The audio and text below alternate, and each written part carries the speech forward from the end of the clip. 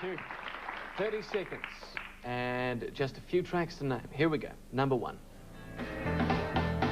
Terry. Chocolate cake. Chocolate cake. Crowded House. 29 seconds. Only used up 1. 5 tracks to come. Number 2. Sisters Are Doing It For Themselves. Yeah, I'll give you that. Sisters Are Doing It For Themselves. The Rhythmics and Aretha Franklin. 28 seconds. Use 2 seconds. Have 2 tracks. 4 to come. Number 3. There's a Heal the World. Heal the World. Michael Jackson. 27 seconds. I believe 21 or 22 may be the best time we've ever had for all 6 tracks. Bit early to be talking that, I suppose. Number 4 now. Moni Moni. Moni Moni is right. 2 more to go. 2 more to go. 26 seconds. 2 tracks. Number 5. Reckless. Reckless is right. He's good. 25 seconds to name just 1 track. The last in this, and that video camera is all yours, Terry. Good luck, mate. This is number 6. West End Girls. West End Girls, the Pet Shop Boys. A nice sweet finish too.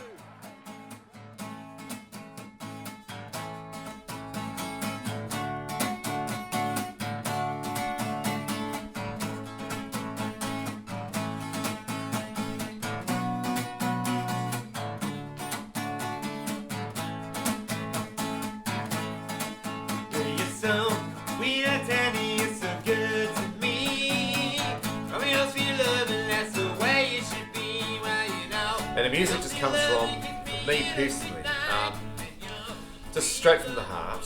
I believe music is a form of therapy. You know, it's just for healing, to make people feel good. But when I write pop songs to make people on a good vibe, it's all about love, romance, happy times, or quirky things. Some of my songs like coming in. You take, for example, my song Anything or Sweet and Tender, as you heard. So that's what I was describing, you know, just happy times, what I was feeling at the time. And still feeling today sometimes. Well, you know, your sweet loving has been up with me. You have a sparkle I was up to see. Well, you know, I just still had the drive to really get up and perform all this day.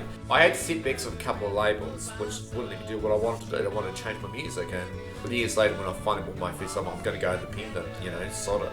I set out to do a trilogy or quadrilogy, obviously, along with Remembrance EP. I first got in touch with Eric Waghorn to help me with most of my first album. I did this myself on a program called Cubase, and this was like drum, bass, guitar, synthesizers, which I was a big fan of, thanks to Nick Rhodes' keyboard playing from Duran Duran, all the spacey synths and something like that. I was a big fan of those.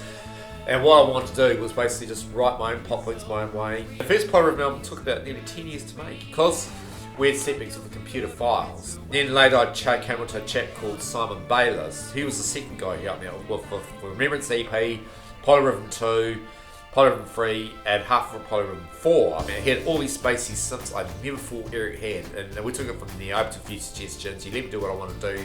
And it came out really well. You know, I was very proud of it. So I think independence is a good way to go. You know, I've come across many artists on my show who have been independent, you know, just doing whatnot. There has been a spin of it, and I'm proud to say that my show has been like a real good basis for it, really. This is where the studio happens. Yep. And it's just the interview where I interview people in here. So come on in and I'll show you. I first did a show on Terry's retro show based on the 80s music. After I left Cloud9, when it unfolded with the last series of The Tribe they filmed, the organisers or the people in charge of Cloud9 got me into the radio show, sponsored me. Then later, come the songwriters show, I decided how I'm going to do that. My show is just like an oasis and a platform. And for the last nearly 15 years now, it's become an institution. I've showcased over 1,000 acts over my nearly 15 years of the Songwriters Show. And it's been a blessing for them, blessing for me too. I'm not the sort that offers them fame or fortune, but I do offer, you know, just a showcase. Whatever they write about, as long as it's good, radio friendly, it's okay with me. The live showcase over the years has been some of the first time they've been on radio. And I'm very proud of the fact I gave them that chance, and I was the only one right here in Wellington and possibly in New Zealand who really gave them a chance. I tried to attempt to go touring on my own with guest Cherry's Gemstones, better known as Hannah Simpson. But that was my first national tour, away from the open mics, away from the kapaka groups I used to be associated with. I used to be involved in a couple of kapaka groups, which I had a bit of flavour into my playing. I had the strum, and having grown up in Porirua, where it was that strum, I used my skills as a guitarist because I was a bit unco doing dances that I was trying to do. Yeah, that's what I did there. I stayed with Te Ho for a couple of years, being 7-year guitarist for about a year and a half. But me and a couple other guys got persuaded to join the Wānanga, where we went to France and the States, to basically go overseas performing kapaka material, and a few times I got to share my original material with the group. And you might have seen something on my YouTube once I was doing music with an island dance or my island love song. That's what I got to share, but I loved it so much, and I think for me, to this day, it stands out. It's one of my better ones. Falling in love with a crushing island girl, it's my dream. Something like not necessarily having bonking you. No, definitely not about that. I'll keep you by my side. Your love will be up inside. What happened on New Zealand Idol when I reason why I went on that show in the first season with this, I thought I had a lot of singing experience. So I gave it a go, but you had to do covers back then. But the audition itself, Frankie Stevens, Fiona McDonald and Paul Ellis, who were total. When I did the na na na na na, but they chopped me up halfway through my chosen song. The radio station started putting me up the edge, got me to do interviews with them, and they said I wasn't very happy, and they got me to do an interview with them, and it was good for that. And what really happened was they got me to open up at Wellington, the Edge Fest, covering Road Kings over Roller Coaster, did the instrumental tracks. It was a good buzz doing that, But they got me to do Christchurch.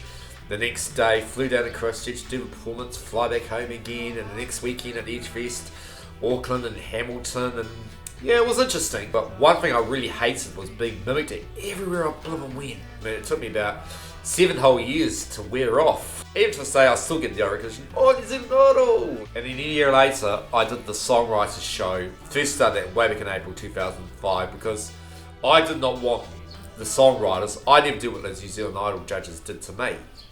I never did the same to my songwriters. That's what I did basically, so there you have it.